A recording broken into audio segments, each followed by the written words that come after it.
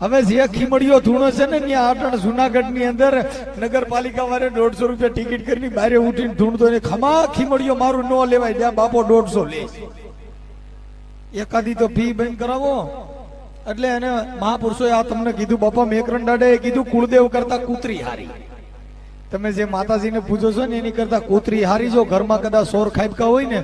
તો કૂતરી ઉઠાડે આખા લતાને કે તમારો બાપ કો ગજાણ્યા કરી ગયા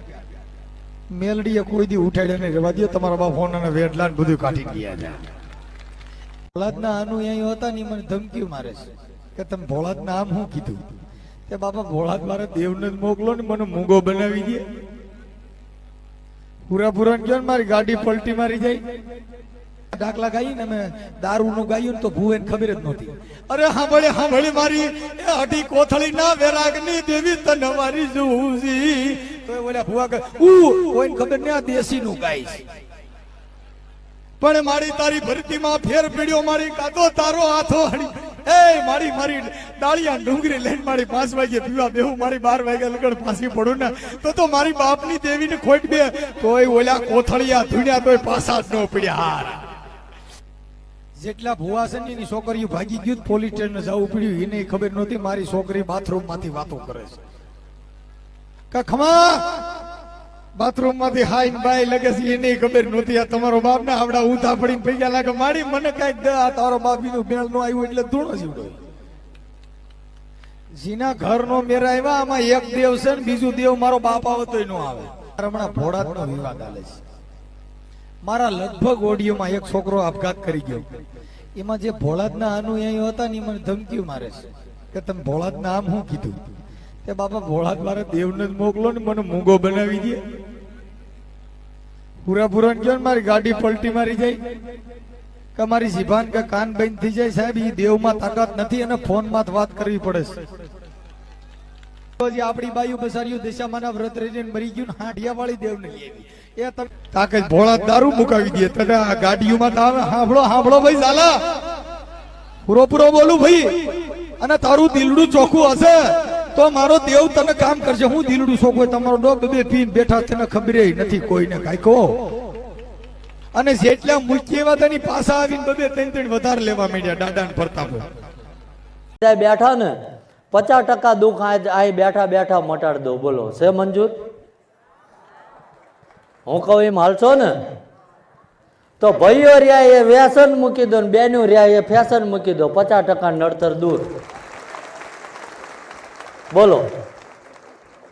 ભાઈઓ રહ્યા ને કાલથી જે કઈ હોય એ વ્યસન મૂકી દો અને બેનું રહ્યા એ આપણે આ થોડોક ખર્ચો છે એ બંધ કરી દો બધું રેડી જ છે પરમાત્માએ જવાબદારી લીધી છે કે જેને 2 હાથ વચ્ચે એક પેટ આપ્યું છે અને જો એ ના ભરી એકતા હોય ને તો આપણને મનુષ્ય હોવાનો કોઈ અધિકાર નથી કોકનું જોઈને દુઃખી થવી કે પરમાત્મા પાસે ક્યારેય સંપત્તિ ના મળતા તમારા દીકરા દીકરી માટે શિક્ષણ અને સંસ્કાર માગજો એનામાં જો શિક્ષણ ને સંસ્કાર રહેશે ને તો 100 વર્ષે તમારો ઘરડા ઘરમાં જવાનો વારો નહીં આવે સમજાય હે ને હારું બહુ જાજા ભણી જાય એના મા બાપ ગોથા ખાય છે અને હું ટૂંક સમયમાં એ કરવાનું છે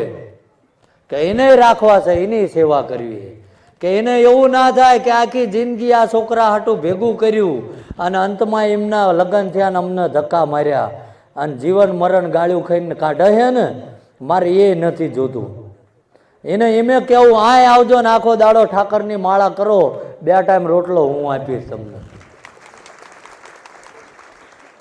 આ વિચારોથી જીવન ચાલુ કરો ને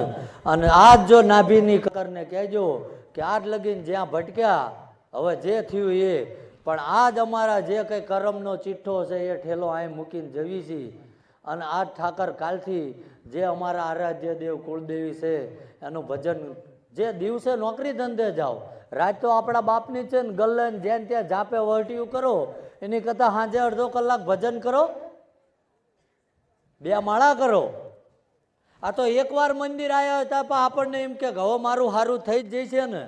આખી જિંદગી ત્યાં લોકો નડવામ કાઢી છે ને એક દી મંદિર કરે ને હાલ થઈ જા અને કશું ના ફાવે ને તો ગામમાં મૂંગા મરજો કોકના પગ નાખ્યા હતા. આ મોટો ધર્મ છે, સમજાય? અને મનથી કહીને જાઓ, અને કદાચ તમારા મનમાં ગ્રંથિ હોય કે અમને નડતર છે આ તે, તો હમણાં આ બધી વ્યવસ્થા ઊભી થઈ જાય પછી તમારી એ શંકા દૂર કરી દે. બાકી કોઈ મેં કોઈ દી કોઈ ઘરે કઈ ટીંગળાવડાયું નથી ભાઈ, સમજાય ને? કે આ જગ્યામાં એવું કહી દઉં કે મારી પાસે મળી જાઓ, મન દોડીને ઘણા એમ કે બાપુને કહેવું જરૂરી જ છે, એમ બહુ થાકી જાય. તો બાપુ પાસે દોડે તો બાપુના બાપુ મોટા બેઠા, અહીંયા જ ડાયરેક્ટ કહી દે ને પરમાત્મા ઉપર ભરોસો નથી ને તમે મારી વાંહે હળિયું કાઢો છો. કે પરમાત્માનો દૂત એ છે કે અહીંયા અરજી મૂકી દો કે કદાચ તારા સેવક તારા ઉપાસકને નથી મળાણું, પણ અમને ભરોસો છે કે હવે ક્યાંય તું દોડવા નહીં દે અખિલ બ્રહ્માંડના નાથ. અને કદાચ એ ચિઠ્ઠી નાભીની આ લખીને મૂકો ને, અને મને વિશ્વાસ છે આ બેઠો ને એ 900 વર્ષે વળ્યો, એ મારા બાપ ઉપર વિશ્વાસ છે, અને એને જે સોમનાથના શિખરે બેઠો ને એ ભોળાનાથ ઉપર વિશ્વાસ છે. કશું થાય નહીં, સમજાય? એટલે કોઈ આપણે વ્યવસ્થા બગડે નહીં. જે તમને સમજાવવામાં આવે, પહેલાં તો આપણે જે આપણા